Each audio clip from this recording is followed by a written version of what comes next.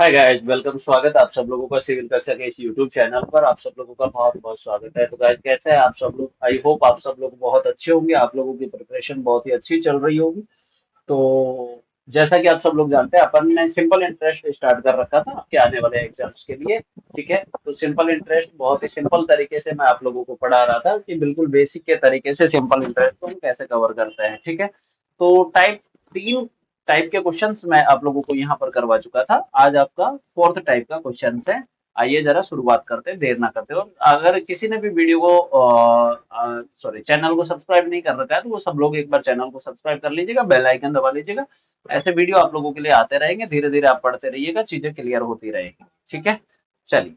तो गाइस देखिएगा, आप लोगों को बोला some rupees have an interest rate of 6% for the first 5 year, 4% interest rate for the next 3 year, and 3% interest rate for the last 2 year. In this way, total interest received at the end of the 10 year is 24,000. Find the principal amount. ठीक है, आपको बोला कुछ रुपए पर पहले 5 वर्ष के लिए 6%। अब एक बात बताओ, पहले 5 वर्ष के लिए, ठीक है, और मैंने क्या बताया था, रेट ऑफ इंटरेस्ट जो होता है वो पर ईयर होता है। तो 5 साल के लिए, शुरुआत के जो 5 साल है, ठीक है, इन 5 साल के लिए 6% के हिसाब से तो उसने भाई साहब कितना पैसा कमा लिया, 30%। ठीक है, आ गई बात समझ में? अब एक बात बताओ, अगले 3 वर्ष के लिए 4%, तो अगले 3 साल के लिए, अगले 3 ईयर के लिए 4% के हिसाब से इसने 12% और ले लिया। ठीक है, अब आगे क्या कह रहा है, नेक्स्ट 2 ईयर के लिए इसने 2% ले लिया। तो कितना हो गया टोटल? 4% हो गया कि नहीं हो गया? बता दो जरा। टोटल ये 10 ईयर हो गए, और इस 10 ईयर में इसने टोटल कितना परसेंट ले लिया भाई? इसने टोटल ले लिया 42, और 4 46% ले लिया। 30 बार, एक सेकेंड, 3% है ना लास्ट में, 3%, तो ये 6% हो गया। ठीक है, 6% ले लिया इसने। ठीक है, तो ये टोटल 10 ईयर में 48%। इसने बोला कि इसने 10 ईयर में ब्याज कितना कमाया है? 24,000 रुपए। ठीक है, कि 10 ईयर में जो ब्याज कमाया है इसने, 24,000 रुपए का ब्याज कमाया है। तो क्या ये 10 ईयर में 48% ब्याज कमा रहा था? और इसने बोला 24,000। तो मैं ये कह सकता हूं कि जो 48% है उसकी वैल्यू क्या 24,000 हो जाएगी? सब लोग बताओ, क्या 48% की वैल्यू 24,000 हो जाएगी? बिल्कुल। तो 1% की वैल्यू क्या हो जाएगी गाइस? 24,000 अपॉन में 48 गुना 100, सॉरी 100 को तो बाद में करेंगे।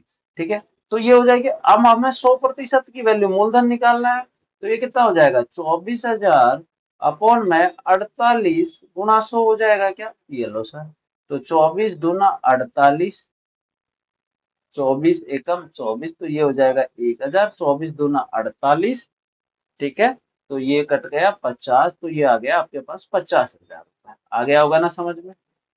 आ गया होगा समझ में? तो इसका आंसर हो गया 50,000 रुपए। कोई दिक्कत है किसी को भी? बता दीजिए।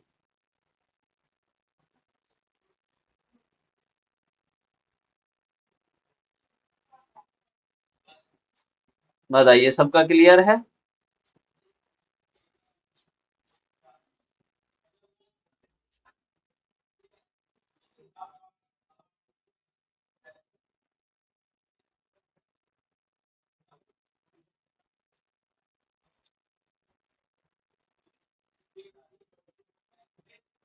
चलो नेक्स्ट क्वेश्चन पे हम बात करते हैं। Question number 15।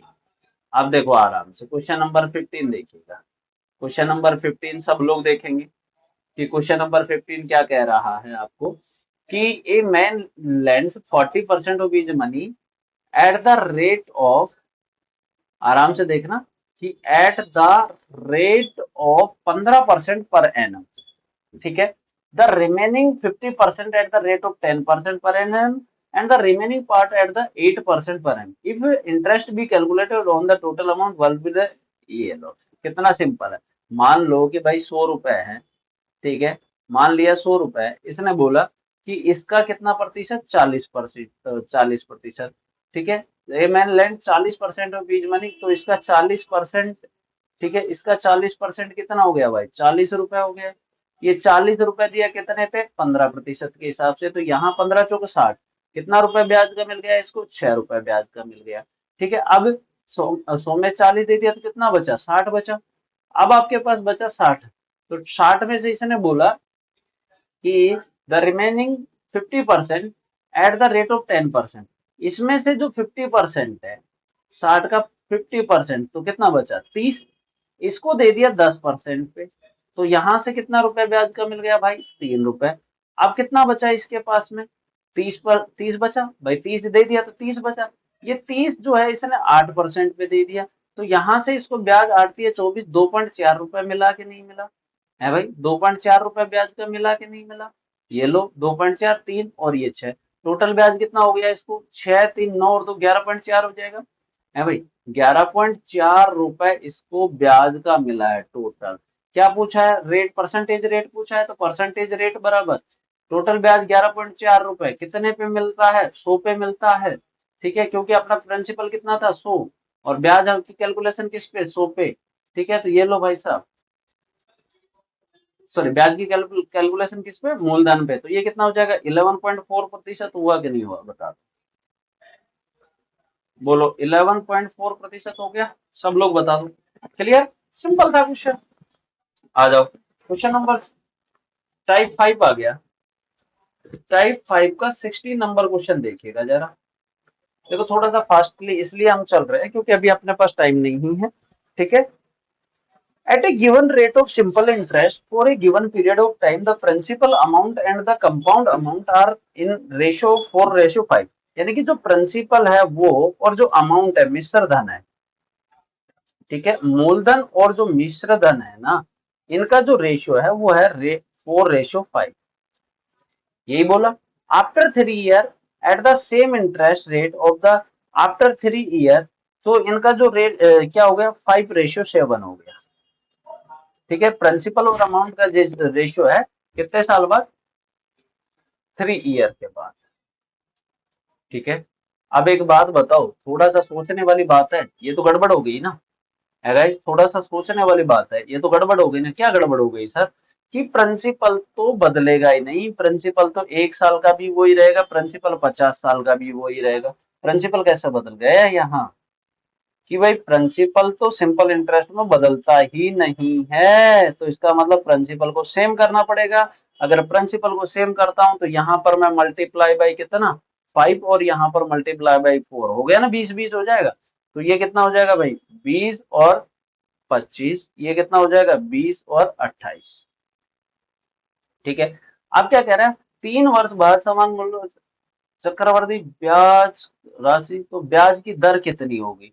अब एक बात बताओ, 25 से 28, 25 से 28, ये 3 साल का ब्याज 3 रुपया हो गया कि नहीं हो गया? 3 ईयर का डिफरेंस है, 3 साल का ब्याज 3 रुपया, तो 1 साल का ब्याज कितना हो जाएगा? 1 रुपया हो जाएगा।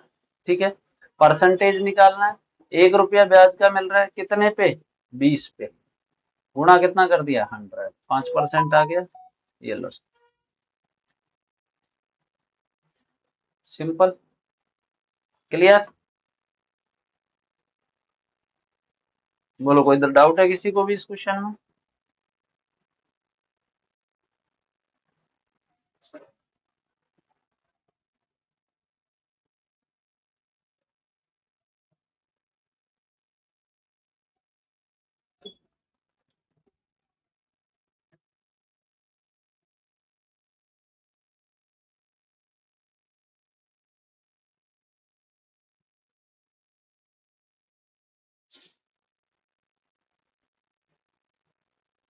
चलो नेक्स्ट क्वेश्चन। क्वेश्चन नंबर 17 देखिएगा जरा, बिल्कुल सिंपल तरीके से मैं आप लोगों को ये क्वेश्चन करवा रहा हूँ। देखो, क्वेश्चन नंबर 17।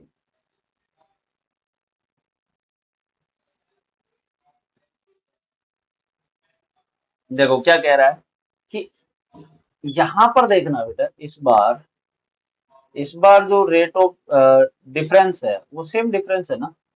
हाँ देखो, at a given rate of simple interest and the principal amount. ठीक है, यहाँ पर इस बार जो रेशियो दिया गया है, सिंपल इंटरेस्ट और प्रिंसिपल अमाउंट का रेशियो दिया गया है। ठीक है, यानी कि एस आई और पी का दिया गया है। अरे नहीं भाई, पी और ए का ही दिया गया। पी और ए का तो 3 और 4। ठीक है। अब उसने बोला आफ्टर 4 ईयर द सेम। ठीक है। 7 और 12 हो गया। अब भाई दोनों सेम नहीं है ना आफ्टर 4 ईयर। अगर 4 ईयर पे दोनों सेम नहीं, क्योंकि प्रिंसिपल तो सेम करना पड़ेगा 4 ईयर पे। तो अब इनको मल्टीप्लीकेशन कर दिया तो ये 7 है, तो ऊपर 7 से गुणा कर दिया, नीचे 3 से गुणा कर दिया, प्रिंसिपल सेम हो जाएगा। ये हो जाएगा 21 और ये हो जाएगा 28, ये हो जाएगा 21 और ये हो जाएगा 36। कितना रुपए बढ़ गया है भाई? 8 रुपए बढ़ा है ना ये अमाउंट। और ये भी अमाउंट। ठीक है। ये 8 रुपए 4 साल में बढ़ा है ना। है भाई, 4 साल में आपके पास में 8 रुपए बढ़ा है। देखो 28 से 36, तो 1 साल में कितना बढ़ेगा? 1 साल में 2 रुपए बढ़ जाएगा। ये 2 रुपए किस पर बढ़ेगा? 21 रुपए पे बढ़ेगा। 2/21 और परसेंटेज के लिए 100। ठीक है, तो कितना हो जाएगा? 200/21%। जो भी आएगा वो लिख लेंगे। क्लियर? कोई डाउट नहीं है इस क्वेश्चन में भी?